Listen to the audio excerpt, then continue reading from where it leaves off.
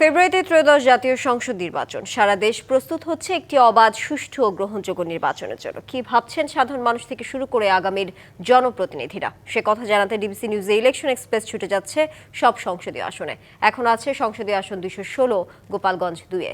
CSRM নিবেদিত DBC নিউজের বিশেষ আয়োজন ইলেকশন এক্সপ্রেসে এই মুহূর্তে রয়েছে সংসদীয় আসন 216 গোপালগঞ্জ 2। আমার সাথে যিনি যুক্ত রয়েছেন বিএনপি মনোনীত প্রার্থী ডাক্তার কে এম বাবর। কেমন চলছে তার নির্বাচনী প্রচারণা, কি প্রত্যাশা দিচ্ছেন সাধারণ মানুষকে, বিষয় নিয়ে কথা হবে তার সাথে। ডিবিসি নিউজের পক্ষ থেকে আপনাকে স্বাগতম। ধন্যবাদ। কেমন চলছে আপনার প্রচারণা?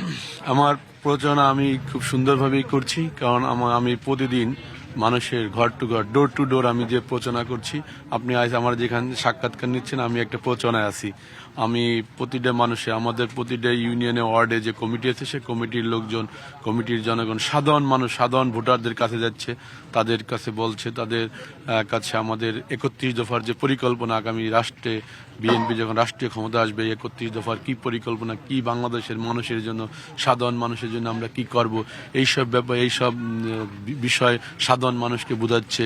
এবং তারা আমাদের ধানের শীষে ভোট দেওয়ার জন্য বলছে। আমাদের ইউনিয়নের ওয়ার্ডের যে সমস্ত নেতাকর্মী আছে, তারা নিরলসভাবে প্রতিদিন তারা সকাল থেকে সন্ধ্যা পর্যন্ত কাজ করে যাচ্ছে। এবং আমি নিজে প্রতিটা মানুষের কাছে ডোর টু ডোর আমি প্রচারণা চালাচ্ছি। আমি চাই যে সাধারণ যেসব মানুষ আমাকে ভোট দেবে, তাদের সাথে আমি কথা বলতে চাই, তাদের সুখ দুঃখের কথা শুনতে চাই। আমার সাথে তারা পার্সোনাল কথা বলে আমি তাদের কি দিব, এই সব ব্যাপারে আমি তাদের আশ্বস্ত করছি। এবং আমি প্রতিটা মানুষের কাছে উঠোন বৈঠক করছি, প্রতিটা গ্রামে, প্রতিটা পাড়ায় উঠোন বৈঠক করছি। আমি এর আগে আমি জনসমাবেশ করছি, অনেক জনসমাবেশ করছি। আমি ফ্রি মেডিকেল ক্যাম্প করতেছি, যাতে সাধারণ মানুষ উপকৃত হয়। কি মনে হচ্ছে যে এই আসনে আপনার চোখে কি কি এখনো নেই, বা কি কি প্রত্যাশা দিচ্ছেন মানুষকে আসলে বিজয়ী হওয়ার পর করে দিবেন? দেখেন, সর্বপ্রথম আপনার যে কথা, আমাদের কি নেই, আমাদের গোপালগঞ্জ, মানুষ দূর থেকে ভাবে যে গোপালগঞ্জ অনেক উন্নয়ন হয়েছে, কিন্তু আসলে গোপালগঞ্জ তেমন কোনো উন্নয়ন হয়নি। সাধারণ মানুষের ভাগ্য পরিবর্তনের জন্য যা যা করা দরকার, এই সব কোনো কিছু হয়নি গোপালগঞ্জে। গোপালগঞ্জ কোনোটা ইন্ডাস্ট্রি হয়নি, সাধারণ মানুষের কর্মসংস্থানের কোনো ব্যবস্থা হয়নি। এই দিন দিন গোপালগঞ্জের সাধারণ যুবক যুবতীদের বেকারত্বের সংখ্যা হু হু করে বাড়ছে। তাদের কর্মসংস্থানের জন্য কোনো কিছু করিনি।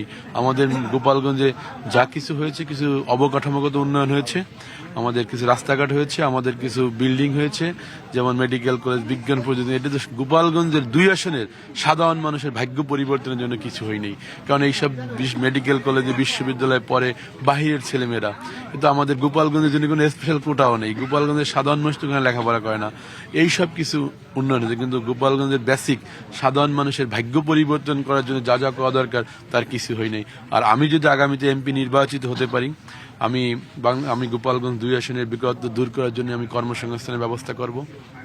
আমি একজন পেশায় চিকিৎসক। আমি গোপালগঞ্জের স্বাস্থ্য সেক্টরে একটা বিপ্লব ঘটাতে চাই। আমি গোপালগঞ্জের স্বাস্থ্য সেবাটাকে প্রতিটা মানুষের দ্বার করে পৌঁছে দিতে চাই। আমি শিক্ষা, যে গোপালগঞ্জের শিক্ষা ব্যবস্থার মান উন্নয়ন করতে চাই।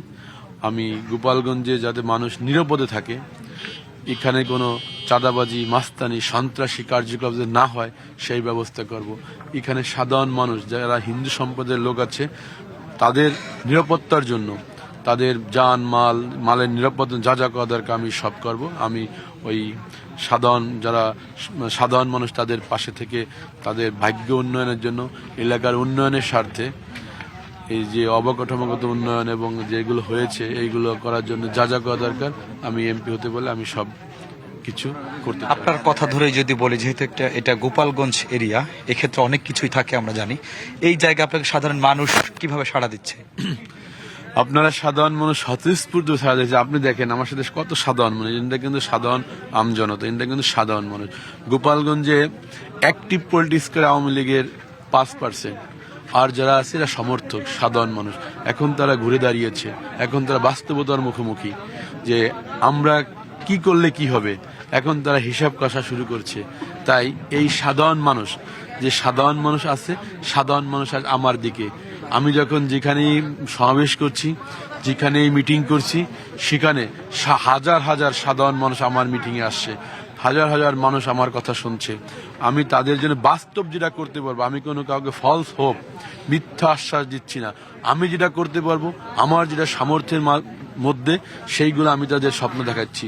আর রাষ্ট্রীয়ভাবে দল ক্ষমতা হলে যেটা করবে সেটা আমাদের নির্বাচনী ইস্তেহার, সেটা হবে। আর আমি কি করতে পারি, আমি সাধারণ মানুষকে স্বপ্ন দেখাচ্ছি। সাধারণ মানুষ আমাকে ভোট দেওয়ার জন্য মুখিয়ে আছে, সাধারণ মানুষ আমাকে ভোট দেবে ইনশাআল্লাহ।